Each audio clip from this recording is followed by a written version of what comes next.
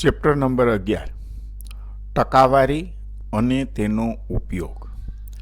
હવે ટકાવારીની અંદર આપણે જોઈએ તો ટકાને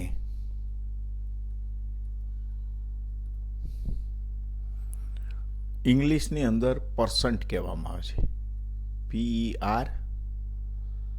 PERCENT. પર્સન્ટ એટલે ટકાવારી. એકચ્યુઅલી આ શબ્દ છે ને લેટિન ભાષા છે એ શબ્દ પરસેન્ટિયમ છે. PERCENTUM.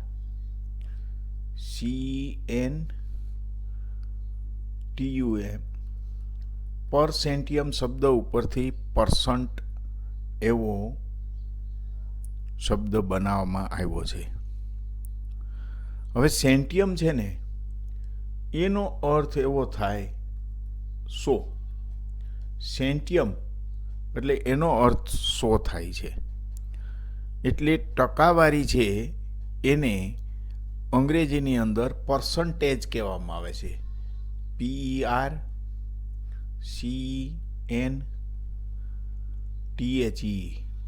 પર્સન્ટેજ એટલે ટકા. આપણે કોઈ પરીક્ષામાં હોય તો આપણે એમ કહીએ ને કેટલા પર્સન્ટેજ આવ્યા, કેટલા ટકા આવ્યા. ટકા હંમેશા 100 ઉપર હોય છે. અને ટકા એટલે સમજો ને કે ટકાને સંકેતમાં છે ને આવી રીતે લખવામાં આવે છે. બરોબર. એનો અર્થ એવો થાય કે 100ના આધારે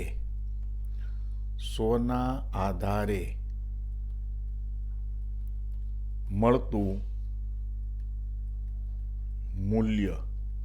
100ના આધારે મળતું મૂલ્ય.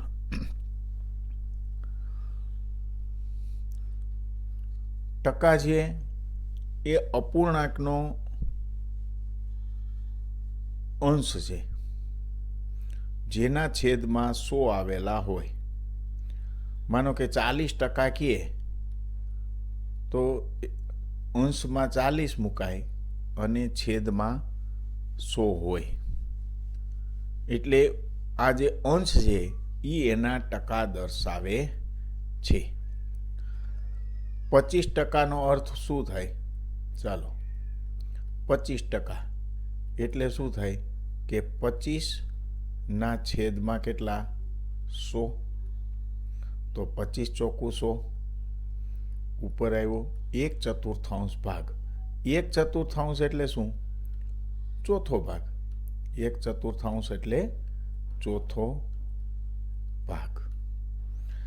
આ રીતે ઘણી વખત એવું બનતું હોય કે એનું મૂલ્ય છે એ 100 કરતાં પણ વધુ મૂલ્ય આવતું હોય. દાખલા તરીકે આપણે ઘણી વખત છાપામાં વાંચીએ છીએ કે આ વખતે 110% વરસાદ થયો. આવું આપણે ઘણી વખત વાંચતા હોય. બરોબર છે. કેટલી વખત એવું હોય કે માનો કે 80 ઇંચ સરેરાશ વરસાદ હોય એને બદલે 90 ઇંચ થયો તો 100% ઉપરાંતનો વરસાદ થયો. એટલે ટકાનું મૂલ્ય હંમેશા 100 ઉપરથી નક્કી કરવામાં આવે છે. ટકાનું મૂલ્ય હંમેશા શેની ઉપરથી નક્કી કરવામાં આવે છે? 100 ઉપરથી. હવે માનો કે 100% હોય. 100% હોય તો શું કે માનો કે એક ક્લાસમાં 50 વિદ્યાર્થી છે. એક ક્લાસમાં 50 વિદ્યાર્થી છે તો એ 50 હાજર છે. 50 હાજર હોય તો એની હાજરી કેટલી ગણાય? 100% હાજરી ગણાય. કેટલી ગણાય? 100% હાજરી ગણાય. એવી જ રીતે જો 50 વિદ્યાર્થી છે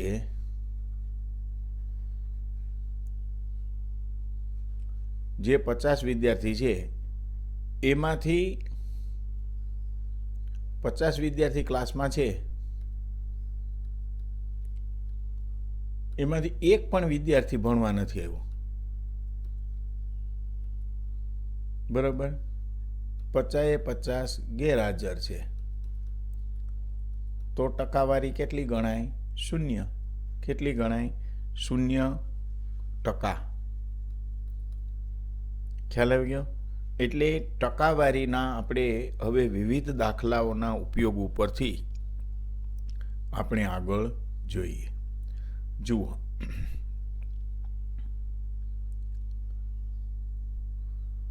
તમે જોશો કે ટકા છે ને એને અપૂર્ણાંકમાં દર્શાવવા હોય ને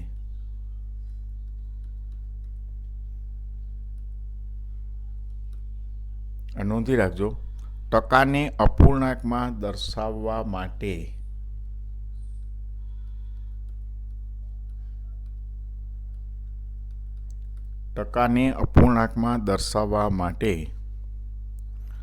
સો વડે તે સંખ્યાને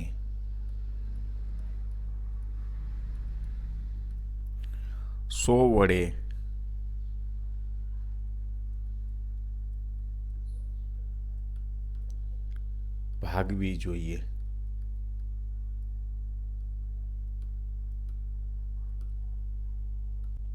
દાખલા તરીકે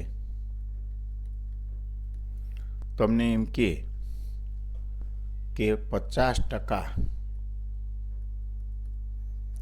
બરાબર શું થાય? તો આ ટકા છે 50, એને ગુણ્યા 1/100. જો આ એનો ભાગાકાર જ થયો, 50 દુ 100 એટલે કેટલા થયા? 1/2 થયા. એટલે ટકા હોય એને એમાંથી અપૂર્ણાંકની અંદર આપણે ટ્રાન્સફર કરવા હોય તો 100 વડે ભાગવા જોઈએ. 100 વડે ભાગવા એટલે ગુણ્યા કરી 1/100, અથવા તો જે ટકા માંગ્યા છે એના છેદમાં ડાયરેક્ટ તમે 100 મૂકી શકો. 50 × 1 50 અને 50 દુ 100. એવી જ રીતે અપૂર્ણાંક આપેલા હોય અને અપૂર્ણાંકને ટકામાં ફેરવવા હોય, દર્શાવવા હોય, ફેરવવા હોય, રૂપાંતર કરવા હોય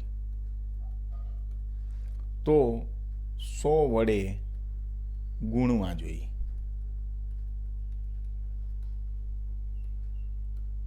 ખ્યાલ આવ્યો? અપૂર્ણાંકને જો ટકામાં દર્શાવવા હોય તો 100 વડે ગુણવા જોઈએ. દાખલા તરીકે આપણને એમ કે ભાઈ 10/25 આ અપૂર્ણાંક થયો, એને ટકામાં દર્શાવવા છે તો આપણે શું કરવાનું? 100 વડે ગુણી નાખવાના. 25 ચોકું 100 અને 10 ચોકને 40, 40% થયા. આ રીતે આગળ આપણે વધારાના દાખલાની પ્રેક્ટિસ કરીએ. પહેલો દાખલો આપેલો છે કે 150% બરાબર શું થાય? અપૂર્ણાંકમાં ટ્રાન્સફર કરવાના છે. બરાબર? તો 150 લખવાના, ગુણ્યા 100થી એને ભાગી નાખવાના. 1/100 કરો તો પણ ચાલે, અથવા તો 150 એના છેદમાં 100 કરો તો જો 0 ગઈ. 15/10 છે એટલે એનો અર્થ શું થાય? 1.5. અહીં આપણને એક દાખલો એવો આપ્યો છે કે 84% બરાબર શું થાય? તો શું કરવાનું? 84/100. બરાબર? હવે જુઓ, 84 છે તો એના ઓપ્શન આપ્યા છે. 42/100 તો ન થાય. 84% એટલે 84/100 થાય. અહીંયા 84ના છેદમાં 225 આપ્યા છે, તો આ ઓપ્શન પણ ન આવે, આ ઓપ્શન પણ ન આવે, 8.4 નહીં આવે. જુઓ, આના બે ભાગ આવ્યા છે, એટલે 2 ગુણ્યા 42 અને 2 ગુણ્યા 50, 2 કોમન કાઢી નાખ્યા છે, તો 42ના છેદમાં 50 છે.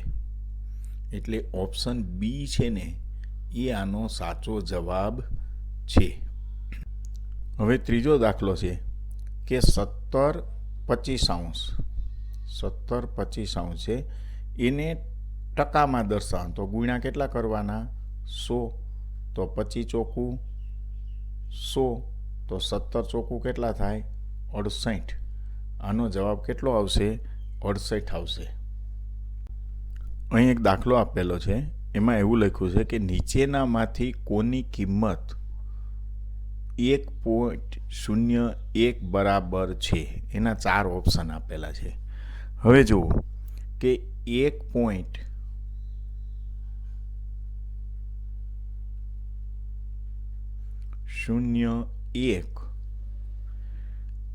ગુણ્યા 100 કરો,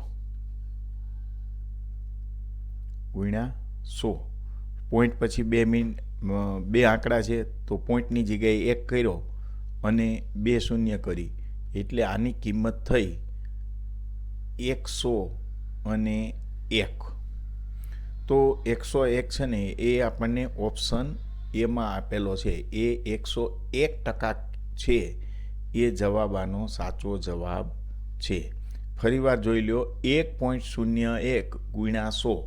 જો આ પોઈન્ટ કાઢવો હોય તો પોઈન્ટની જગ્યાએ 1 મૂકી દેવાનો. આ 1 તો પહેલાં હતો જ, બરાબર છે. પછી આમાં કેટલા છે? 0.1 છે, એને 100 ગુણો એટલે 101 થાય.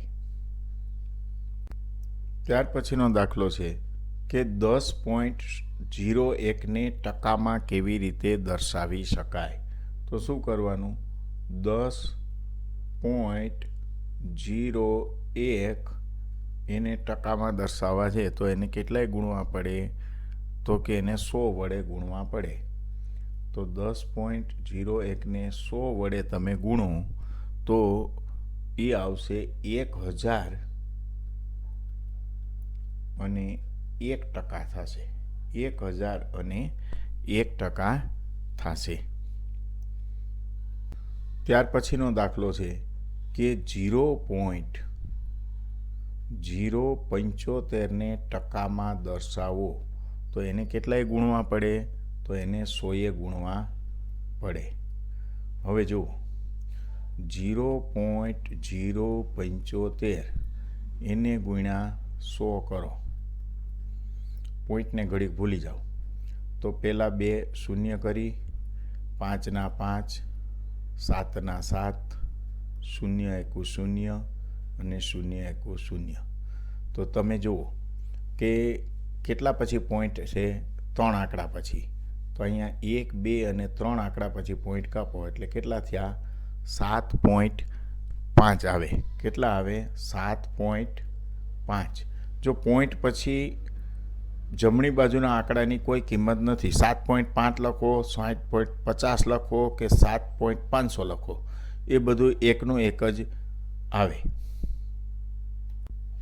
0.02ને ટકામાં દર્શાવો, એટલે એને ગુણ્યા કેટલા કરવાના? 100. તો કેટલા થાય? 0.02 છે તો કેટલા થાય? 2% થશે. કેવી રીતે? કે આ 2 છે એને 100 ગુણો, બરાબર, એટલે ટોટલ 200 થશે. 200 થશે, એમાંથી 2 પોઈન્ટ કાપી નાખવાના એટલે 2 જ આવશે. 1/5ને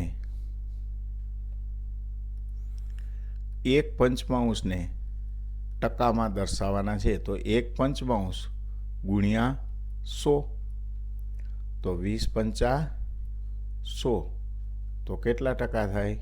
20% થાય. જો કોઈ એક સંખ્યાના 80% છે, તો તે સંખ્યાનો કેટલામો ભાગ થાય. એટલે ટકાને ટૂંકમાં આપણે અપૂર્ણાંકમાં ફેરવવાના છે. તો 80 છે, 80ને કેટલાથી ભાગવાના? 100થી. તો જુઓ, આ માનો 0 ઉડાડી નાખી તો 8 દશાંશ. 8 દશાંશ આમાં ક્યાંય આપેલો નથી. તો આમાં શું કર્યું છે? 80 એટલે 20 ગુણ્યા 4 કર્યા છે, અને 100ની અંદર શું કર્યું છે? 20 ગુણ્યા 5. બરાબર? એટલે 20 ગયા તો કેટલામાં ભાગ આવ્યો? 4/5 ભાગ થયો. એ આપણે અહીંયા ઓપ્શન બી છે, એ જવાબ એનો સાચો છે.